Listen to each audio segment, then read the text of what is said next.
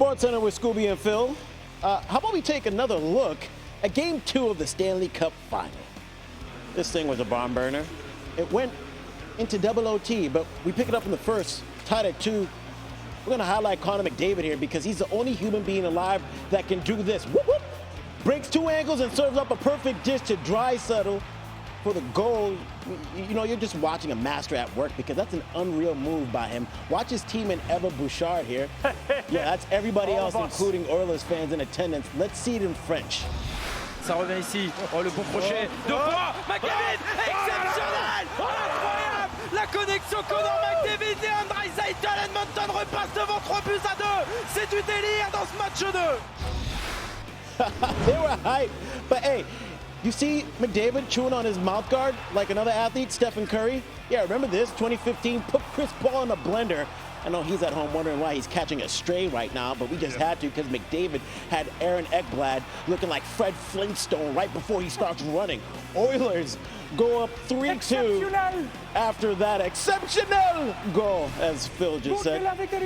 Knows his French. This game will go to double OT, as I mentioned, so here we are tied at 4. Brad Marchand, he's going to be getting silly on the breakaway and somehow, some way sneaks it under Stuart Skinner 5-hole style for the game winner. Oilers lose 5-4. Here's Steve Levy and Kevin Weekes. Another classic Stanley Cup Final game, this one requiring double overtime. And Weeksy, this could have ended very differently for Florida. If they lose that game number 2, now they've blown a 3-1 lead in game number 1. They give up the late goal to Corey Perry with 18 seconds left in regulation, but the defending Cup champs, they find a way. And that's what these teams do. They're able to find a way just based on experience and mental toughness and resilience in the group. And we said right from the outset, they needed to score first. They needed to be better defensively.